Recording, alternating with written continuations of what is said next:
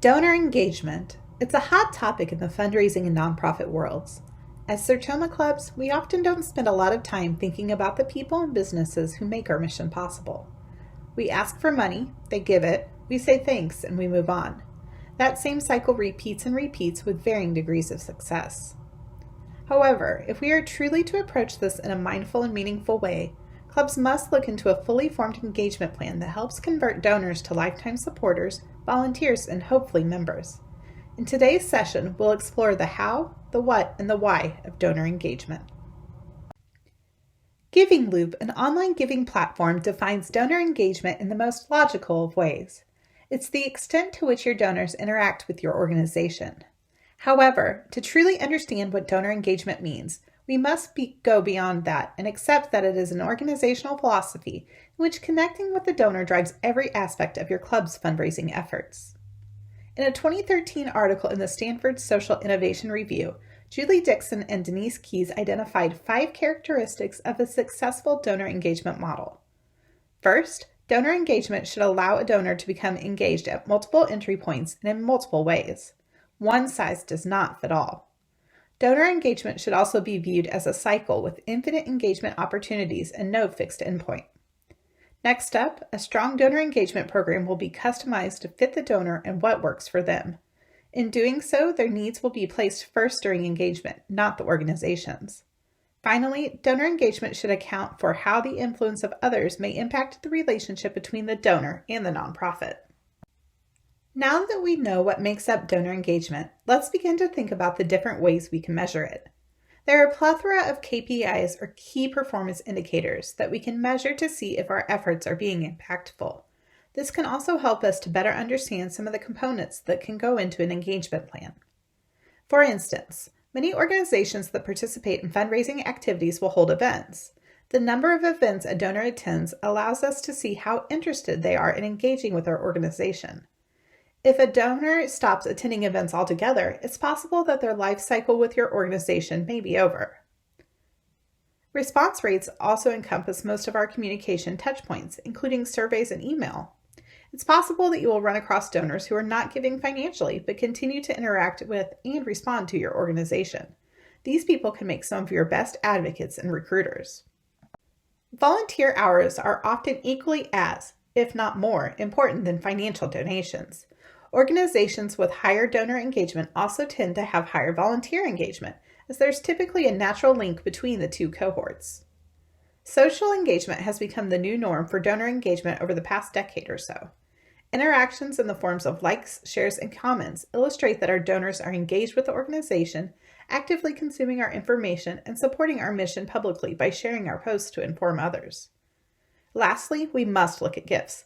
This one seems the most obvious, of course. With gifts, we're looking at the size and frequency of donations to see where our donors are in the giving life cycle: growth, stagnation, or decline. In all the things we have to do as a club, how can we also justify putting time and volunteer power behind donor engagement? The biggest reason is that it helps us to ensure that our donors will remain exactly that: individuals and businesses willing to support our mission and activities through the financial gifts that make them possible.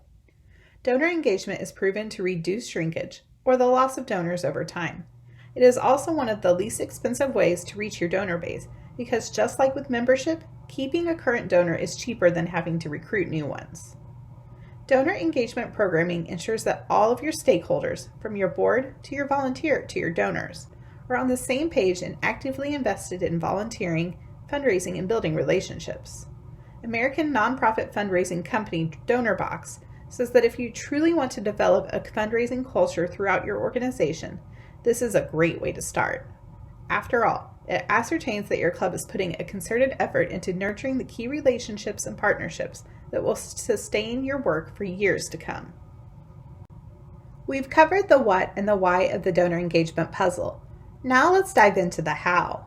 There are 4 phases to a comprehensive donor engagement program. They include cultivation, solicitation, stewardship, and maintenance. Our first phase is cultivation. It is that important first step that is necessary before you can ever make the ask. It's the background work that must be done to help a prospect become a donor. This means getting to know them and helping them to get to know you. It's about forming the relationship both personally with their fundraising contact and organizationally with your club and its mission. A lot of the communication during this phase will focus on sharing more about your club's mission and the work that your members do to support it. You may even have to start from scratch, as your prospect may not know anything about what you do. DonorBox encourages us to think about this like building blocks, where each contact point is a block that will help build the foundation of your relationship. Interest, engagement, and trust are the main goals here.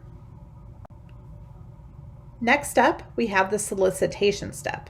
This is the crux of the donor acquisition process, as it's the phase where our prospects become our donors. This is when we make the ask. There's so many ways to run a successful solicitation program. This can include more passive engagement via social media or blanket email blasts, traditional engagement through phone calls and letters, or the highly personal in-person contribution request.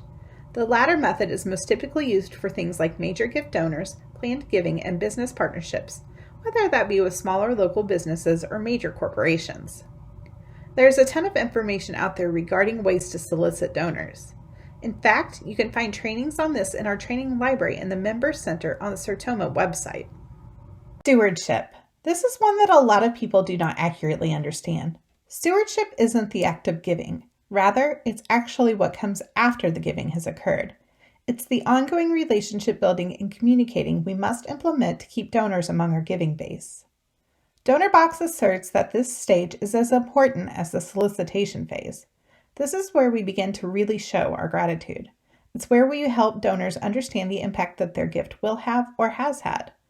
Ongoing donor communications, such as a newsletter, personal phone calls, and donor events are just some of the ways that successful fundraising teams may incorporate stewardship into their donor engagement program.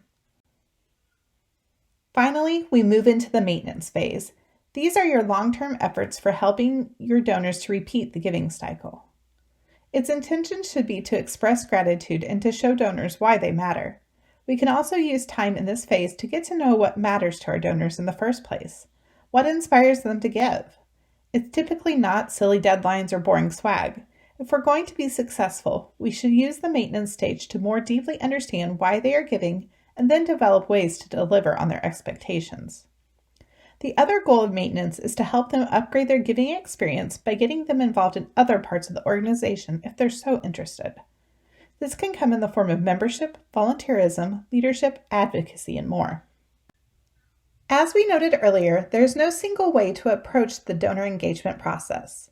In line with that, we have put together 12 quick best practices that we found to be helpful. However, always remember that these are just suggestions. They may not all apply to your club, and that's okay. You just have to find the ones that work best for you. First, we'll start off with one that shows up on nearly every recommendation list. Make it personal. This can be as simple as using first-person language like "we need to raise money," rather than a more distant "they need to." You can also use merge fields to put donors' first names in letters. These tiny actions can have a significant impact.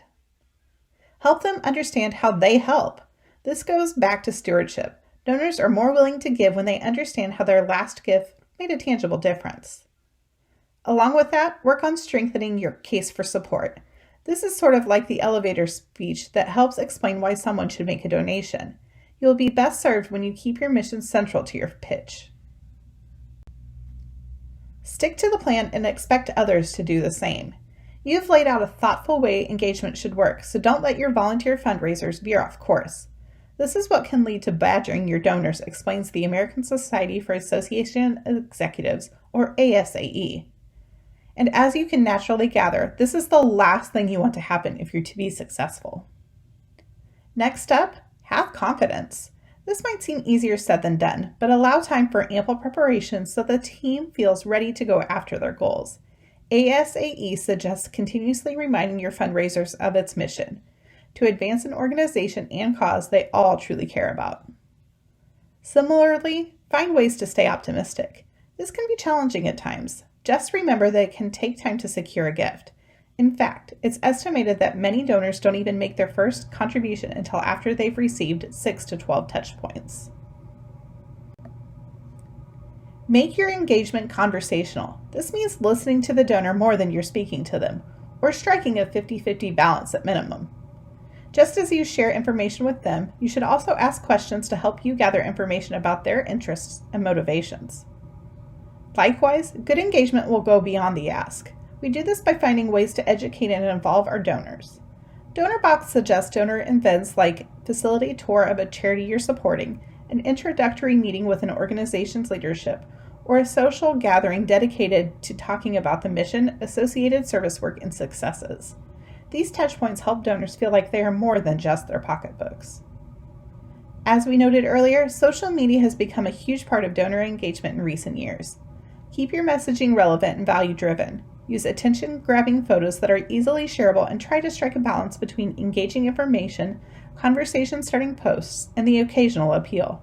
Social is also a great place to recognize donors, fundraisers, and other volunteers. Now, this one might seem like a given, but make sure you're saying thank you and saying it often. This can be a phone call from a board member, a handwritten note from your volunteer team, or a thoughtful video that recognizes the impact of your donors. This should be done on a per-gift basis as well as through an annual donor recognition piece or campaign. And remember, this doesn't have to look highly polished or professional. A quick video shot on a smartphone can be equally impactful and perhaps even more authentic. Find your engagement balance. You're going to need to reach out frequently, but make sure not to overdo it. We know this can be hard to do. Research finds that a majority of donors like to hear from the organizations that they support on a monthly or quarterly basis. But the millennial generation is used to and more comfortable with more frequent touch points. We'll wrap up our best practices by encouraging clubs to find easy ways for donors to get involved. Invite your donors to engage with your mission in ways that don't include giving money. This can include a close group on Facebook, using donors as a sounding board for future work, having supporter meetups, special volunteer opportunities, and so much more. The things that we have talked about here today are just the tip of the donor engagement iceberg. It's our hope that you can use the ideas and hints offered here to formulate a plan that works well for your membership, mission, and donor base. You can find additional information on fundraising and other topics in our Members Center at Sertoma.org. Have questions or want to share ideas with your fellow Sertomans? Make sure to join us on Facebook at the link on your screen.